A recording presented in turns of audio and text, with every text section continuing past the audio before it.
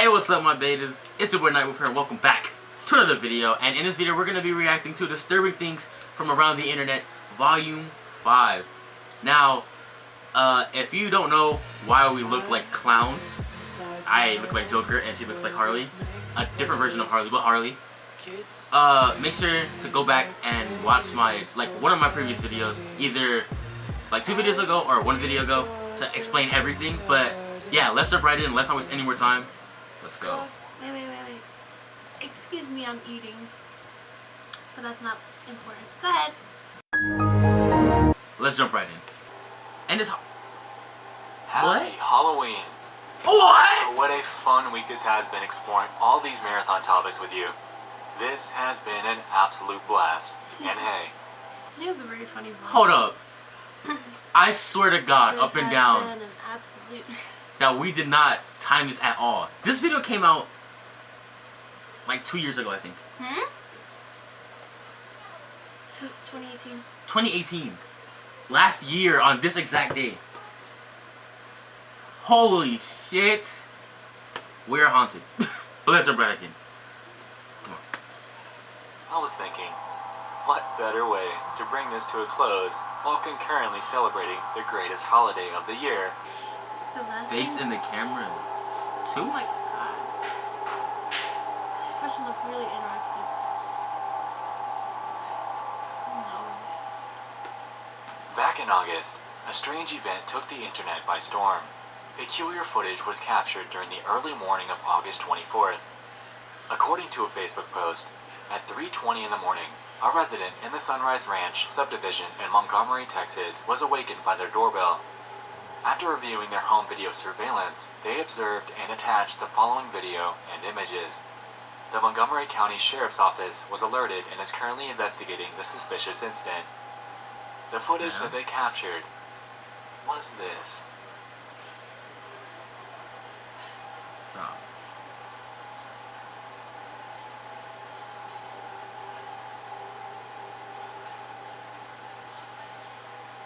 Yo, get the fuck off my lawn!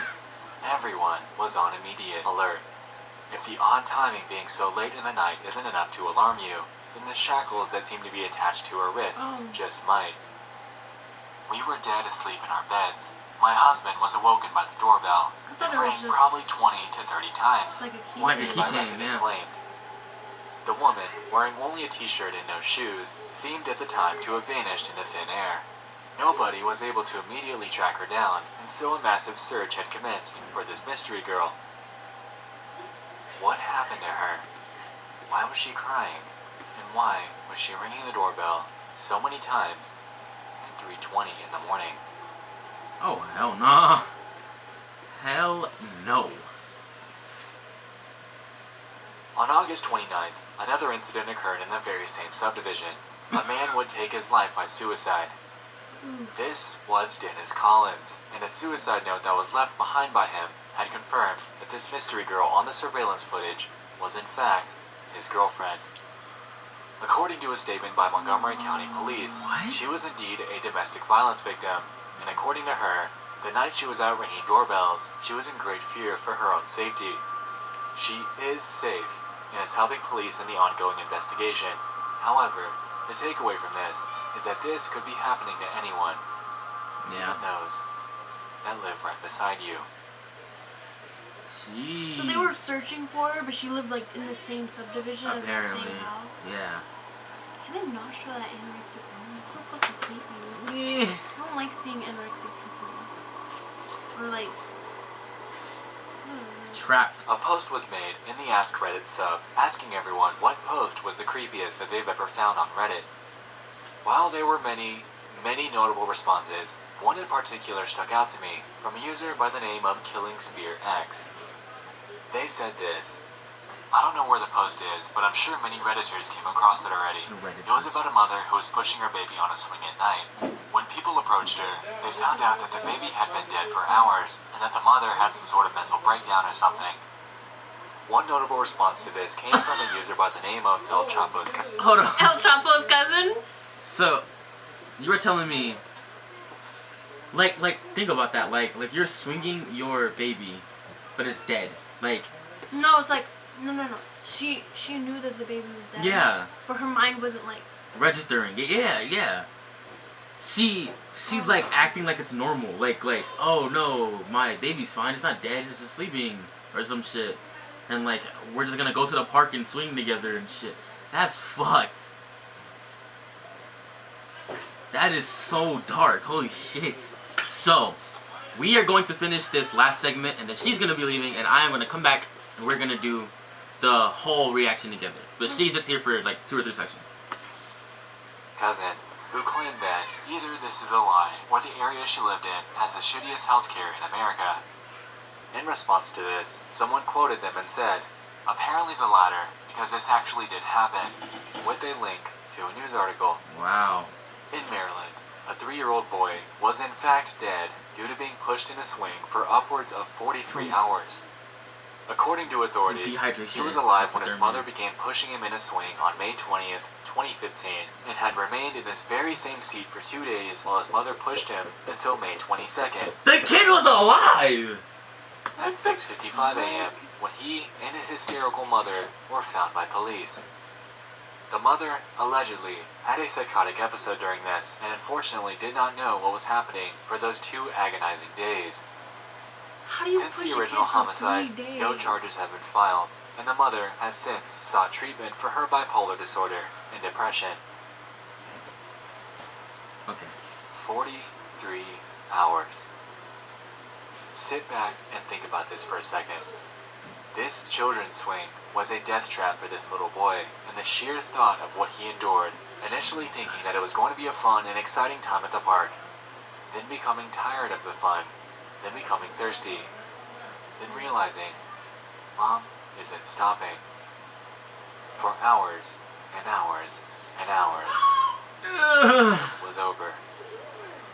I can only imagine the haunting scene of an oblivious mother pushing the corpse of her own son in a swing. Yeah. And I really don't know how I'd react if I were ever to stumble upon such a sight in real life. I don't know either.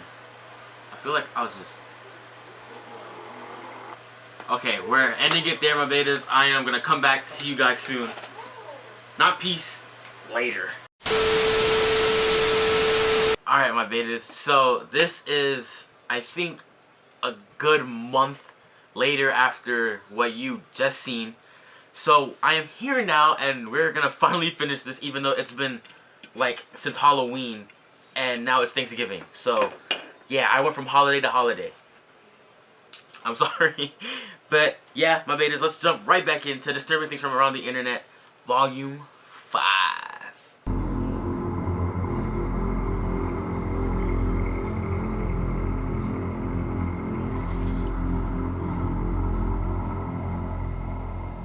Last year, I made a video that included the phenomenon of the Yay Video Games Reddit account that exhibited seemingly ordinary behavior before a switch seemed to flip, causing their comments to spiral endlessly into obscurity.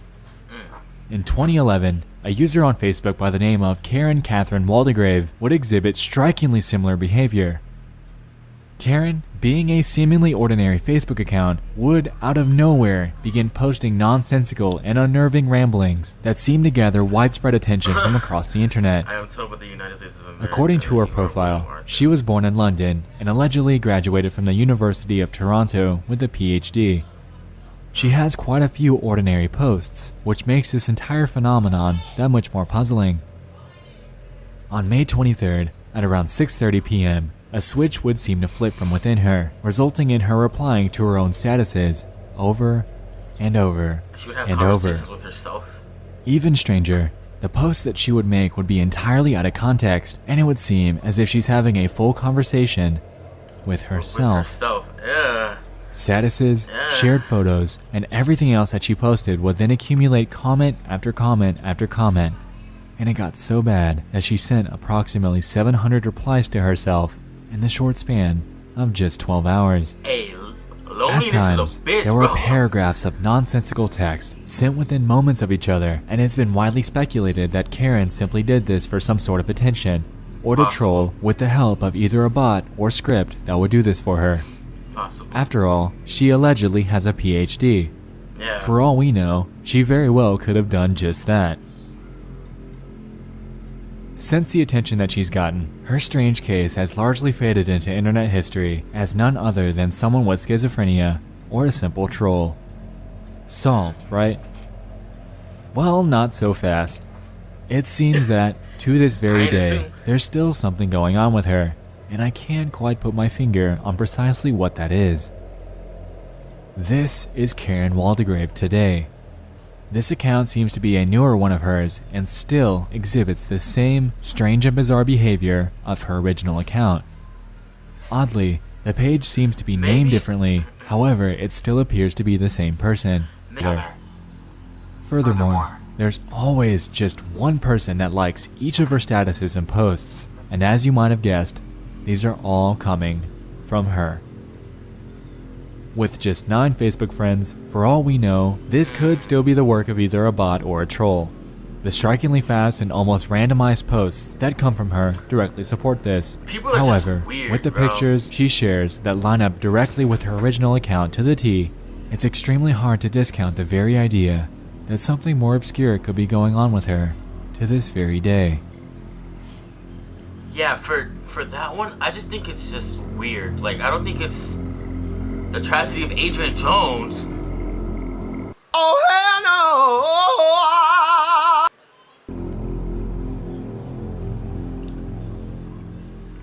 This 4th entry was only recently sent to me, and while it isn't necessarily an internet mystery, I couldn't help but include this heartbreaking tragedy. In 2015, police were called to a home in Kansas City, Kansas, regarding a domestic dispute. Upon arrival, a woman would tell them that if they looked around the property, they'd find the remains of a child by the name of Adrian Jones. Adrian's short life was spent isolated from outsiders inside of a mice-infested house where he was under the guise of, quote, homeschooling with his 6 siblings. His father and stepmother endlessly abused him, forcing him into sadistic acts of torture. The father and stepmother subjected him to eating scraps of moldy food out of the trash, leaving him tied up and submerged in a dirty swimming pool for hours at a time, beating him, strangling him, and leaving him consistently bloodied and cuffed. Even worse, the parents documented everything with surveillance cameras placed all over the house in an effort to document their acts of torture. Are you serious? The footage and images were only ever discovered due to Jen Hovers, their landlord, whom was given access to the killer's iCloud account by Heather Jones, Adrian's stepmother, who was directly involved in the maltreatment. Hovers accessed the account in hopes of finding pictures for Adrian's funeral. However, when she looked through what was on the account, she found much more than she'd bargained for. Oh boy. In it were videos and photo after photo of Adrian's deteriorating health, and many of these shots came from direct surveillance footage where he's referred to simply as the boy. It's believed that the killers were proud of their sadistic acts and enjoyed documenting Adrian's afflicted life. This is just one of those things that I hardly have any words for. The 7-year-old's short life came to an end in late 2015. His killers left him to starve to death while tied up inside of a shower stall. This, unbelievably, gets even worse though. To rid of the body, the abusers resorted to dismembering him and left his remains in a livestock pen where pigs proceeded to feed on them. The heartbreaking thing about this entire endeavor is that there was a suspicion of activity going on.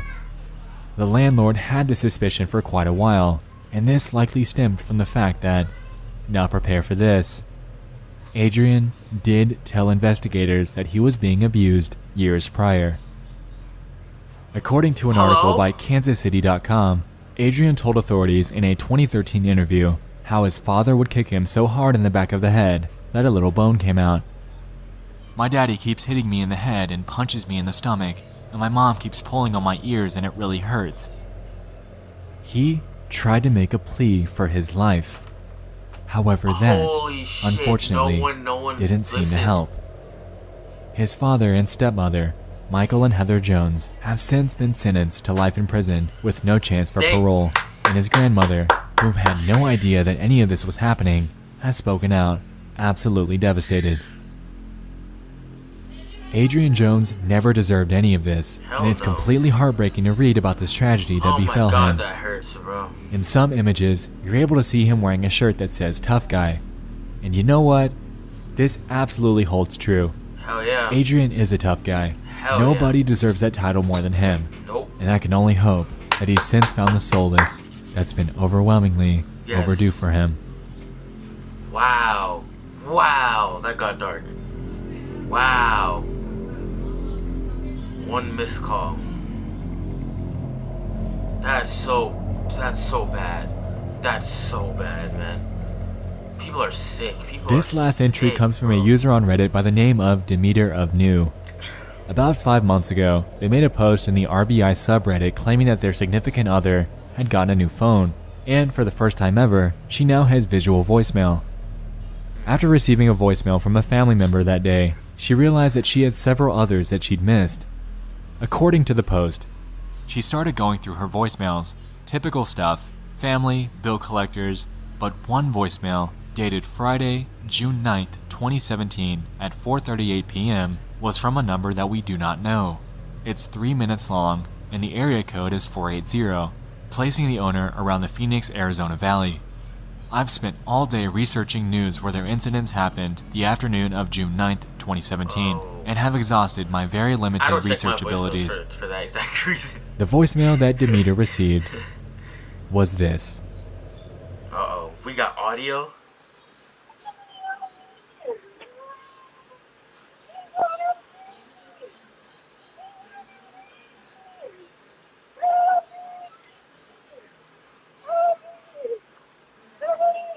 Sounds like, help me, please.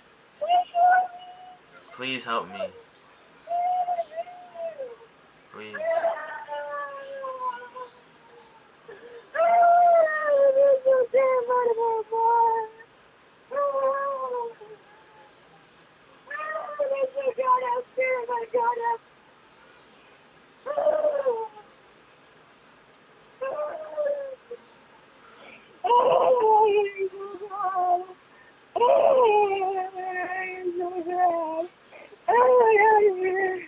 Bro, I got chills, bro.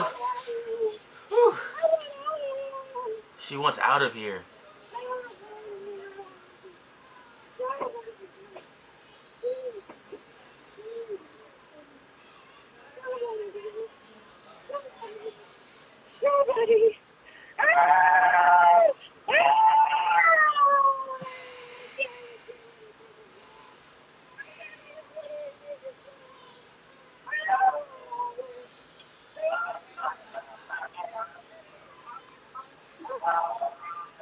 Someone else is talking.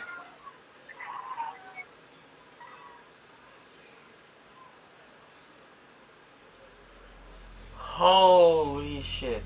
The OP then went forth to give an edit, claiming that the voicemail was dated a year prior. Phoenix police will be contacted, and that they've *67 the number, which merely led them to a generic voicemail greeting. A few very interesting theories have been given regarding the origins of this voicemail. A user by the name of Satellite Cookie seems to have dissected it quite well, and gave the hypothesis that the woman involved may not have even known that the phone was there. They claim that she seemed to have been screaming into her surroundings rather than into the phone, and a butt dial is genuinely possible here. Yeah, true, the theories that they gave were that she was, 1, kidnapped and hurt. However, the weapon was not blunt enough to knock her out. She seemed to be fully conscious. However, the possibility is there that she had just woken up and realized the situation that she was in, with panic ensuing. Yeah. Regarding the phone, either she was able to break free to one, it was hers, the kidnappers, or potentially another victim's. Another theory has been given by a user named Sojo3. When Satellite Cookie mentioned that it didn't sound anything like a mental breakdown, they chimed in claiming that they work at a psychiatric hospital and that this absolutely sounds like an episode that could have happened with one of their patients. Sidetracking here, if we take a look at Demeter's post history, it doesn't appear that they were using a throwaway account, and also doesn't seem like they were doing this for any sort of attention. There was multiple voices. With this in mind, the possibility that this is a hoax or attempt at an ARG are slim. However, an odd red flag here is that they never proceeded to give any sort of valuable follow-up or proof of call history. Many are still awaiting this, and it really puts this story up in limbo. Yeah, it does. The very fact that we have absolutely no idea whether this is definitively real or fake is what makes this story eerie. Either this There's is no a word- hoax, yeah, there's no someone way had to a genuine tell. mental breakdown, or there really is someone out there that was captured without ever being able to escape. Wow. Wow, wow, wow. The internet is no stranger to obscure and disturbing phenomena, and tonight sure. was a direct exhibition of that. Thank you for joining me in this latest installment of Disturbing Okay. Things from Earth. Stay safe tonight. I'll see you in the next one, because as we all know, there's always bound to be more.